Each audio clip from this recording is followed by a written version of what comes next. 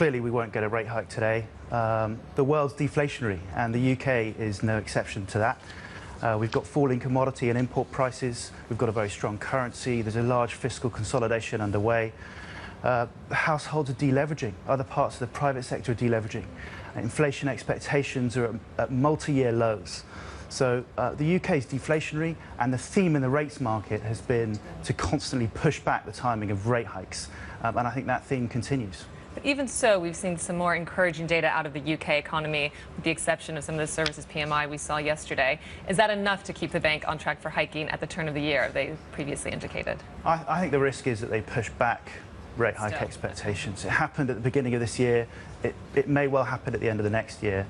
And it creates a very interesting setup for the UK because we have deflationary pressure, loose monetary policy, and we've actually got quite good cyclical economic growth driven by good consumption. We've got very strong household cash flow growth. House prices are rising on the back of falling mortgage rates. So we've got loose monetary policy and relatively strong cyclical economic growth.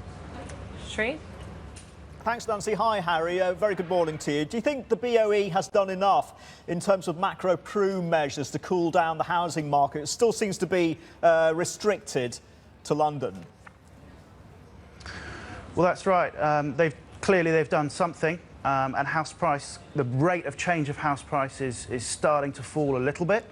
But ultimately, it's a global macro theme. It's the hunt for yield theme in which we see house price bubbles emerging, not just in the UK, but parts of Europe, in China, Australia, Canada, parts of the German market are looking pretty perky. I mean, this is the hunt for yield theme. I think the Bank of England are to some extent limited in their ability to control it.